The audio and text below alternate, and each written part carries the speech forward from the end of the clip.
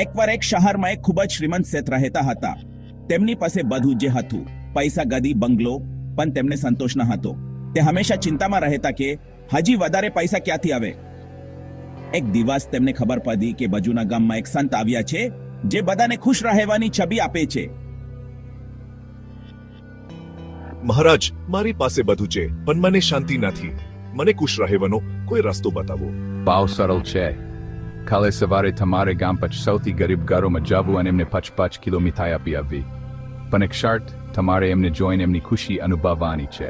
શેઠને થયું આ તો બહુ સહેલું છે. બીજે દિવસે શેઠ ગયા એક ઝોપડીમાં જ્યાં એક વિધવા હતા અને તેમનો દીકરો રહેતા હતા. બાળકના મોખ પર જે છમક અને માતાના આંખો માં જે અશ્રુ હતા તે જોઈને શેઠના કલજામાં ઠંડક થઈ ગઈ. શેઠે 5 ઘરોમાં મીઠાઈ બાંધી. કેમ શેઠ, કેમ લાગે છે?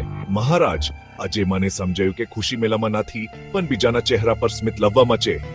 મારી ચિંતા બધી ગાયબ થઈ ગઈ. સાચી ખુશી બધું ભેગું કરવામાં નથી પણ તોડું વાંચવા, શેર કરવામાં છે. જ્યારે તમે બીજાને મદદ કરો છો ત્યારે તમારું મન પોતે શાંત થઈ જાય છે.